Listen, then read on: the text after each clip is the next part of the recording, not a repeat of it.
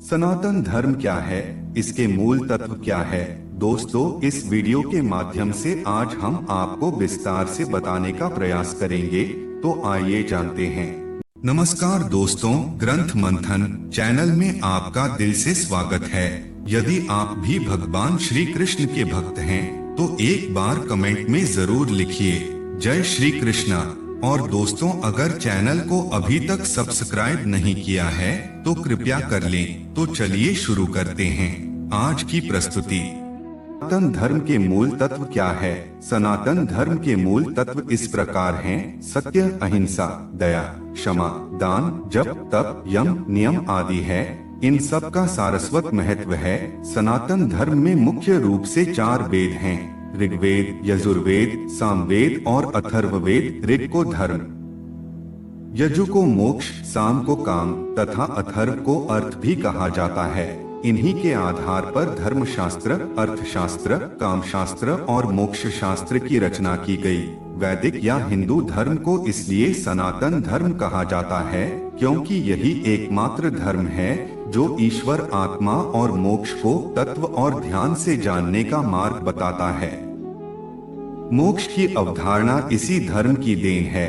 एक निष्ठता, ध्यान, मौन और तप सहित यम नियम के अभ्यास और जागरण का मोक्ष मार्ग है। अन्य कोई मोक्ष का मार्ग नहीं है। मोक्ष से ही आत्मज्ञान और ईश्वर का ज्ञान होता है। यही सनातन धर्म का सत्य है। धर्म, अर्थ, काम, मोक्ष में मोक्ष अंतिम लक्ष्य है। यम, नियम, अभ्यास और जागरण से ही मोक्ष मार्ग निश्चित होता है। जन्म और मृत्यु तो मिथ्या है। जगत ब्रह्मपूर्ण है। ब्रह्मा और मोक्ष ही सत्य है। मोक्ष से ही ब्रह्मा हुआ जा सकता है। इसके अलावा स्वयं के अस्तित्व को पूर्ण करने का कोई उपाय नहीं है। ब्रह्मा के प्रति ही समर्पित रहने वाले को ब्राह्मण, ब्रह्मा को जानने वाले को ब्रह्मर्षि और ब्रह्मा को जानकर ब्रह्ममय में हो जाने वाले को ही ब्रह्मलीन कहते हैं। अस्तोमा सद्गमय, तमसोमा ज्योतिर्गमय, मृत्योर्मामृतंगमय। इसका भावार्थ है कि जो लोग उस परम तत्व पर ब्रह्म परमेश्वर को नहीं मानते हैं, वे असत्य में गिरते हैं। असत्य से मृत्यु काल में अनंत अंधकार में पड़ते हैं। उनके जीवन की गाथा भ्रम और भटकाव की गाथा ही सिद्ध होती है। वह कभी अमृतत्व को प्राप्त नहीं होते। मृत्यु आए इससे पहले ही सनातन धर्म के सत्य मार्ग पर आ जाने में ही भलाई है। अन्यथा अनंत योनियों में भटकने के बाद प्रलय काल के अंधकार में पड़े रहना पड़ता है।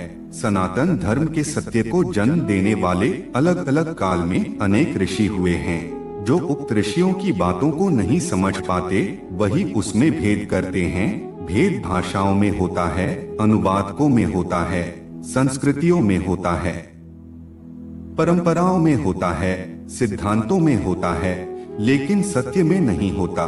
हिंदू धर्म के अनुसार पुराणों की कुल संख्या 18 बताई गई है। इसमें ब्रह्मा, विष्णु और महेश का वर्णन किया गया है। त्रिदेव में प्रत्येक को 6 पुराण समर्पित किए गए हैं। इनका संकलन महर्षि वेदव्यास जी ने देववाणी संस्कृत में किया है। सभी 18 पुराणों के नाम इस प्रकार हैं: ब्रह्मा पुराण, मार्कंडेय पुराण, स्कंद पुराण, पद्म पुराण, अग्नि पुराण, वामन पुराण, विष्णु पुराण, भविष्य पुराण, कुर्मा पुराण, वायु पुराण, ब्रह्मवैवर्त पुराण, मत्स्य पुराण, भागवत पुराण, लिंग पुराण, गरुण पुराण, नारद पुराण, वाराह पुराण। ब्रह्मांड पुराण वेद कहते हैं कि ईश्वर अजन्मा है, उसे जन्म लेने की आवश्यकता नहीं। उसने कभी जन्म नहीं लिया, वह कभी जन्म नहीं लेगा। ईश्वर तो एक ही है, लेकिन देवी देवता और भगवान अनेक हैं। लेकिन उस एक को छोड़कर उक्त अनेक के आधार पर नियम, पूजा, तीर्थ आदि कर्मकांड को सनातन धर्म का अंग नहीं माना जाता। यही सनातन सत्य है, ऐसा हमारे धर्मशास्त्र कहते हैं। मन में कुछ हो, वाणी कुछ कहे और कर्म सर्वथा इनसे भिन्न हो, इसे ही मिथ्या आचरण कहा गया है। श्री गीता जी में लिखा है कि मूढ़ बुद्धि मनुष्य समस्त इंद्रियों को हठपूर्वक ऊपर से रोककर उन इंद्रियों के विषयों का चिंतन करता है। वह मिथ्याचारी अर्थात घमंडी कहा जाता है। शरणागत की रक्षा हेतु वचन इत्यादि दृष्टांत प्राप्त होते हैं। भगवान श्री कृष्ण द्वारा महाभारत के युद्ध में शस्त्र न उठाने का वचन समाज हित के प्रति संवेदनशीलता तथा जगत के हित को दिखाता है। ऐसा व्रत जिसमें समस्त प्राणी मात्र का कल्याण निहित हो, ऐसा वचन जिसमें किसी का अहित न हो, निश्चित रूप से सारस्वत धर्म बन जाता है। सत्य धर्म सनातन, सनातन धर्म का मूल ही सत्य है। हम जो कुछ भी मन के द्वारा जन कल्याण के विषय में सोचते हैं, वाणी के द्वारा उसकी अभिव्यक्ति करते हैं, कर्म के द्वारा क्रियान्वित करते हैं, इसके द्वारा शास्त्र का सिद्धांत मनसा वाचा कर्मणा अवश्य ही चरितार्थ होता है। अगर हम वाणी के द्वारा दिखावे के तौर पर समाज में स्वार्थ भाव के कर्म करते हैं तो वह केवल नश्वर फल प्रदान करते हैं। वह जीव मनसा वाचा कर्मणा के सारस्वत फल से वंचित रह जाता है। तो दोस्तों, आज के लिए इतना ही और वीडियो को पूर्ण करते हैं। हम आशा करते हैं आपको इस वीडियो से काफी कुछ सीखने को मिला होगा। यदि आपको हमारी यह वीडियो अच्छी लगी हो तो आप इसे अपने दोस्तों के साथ शेयर करना न भूलें और लगातार ऐसी और वीडियो देखने के लिए चैनल को सब्सक्राइब करना न भूलें। वीडियो को देखने के लिए दिल से धन्यवाद।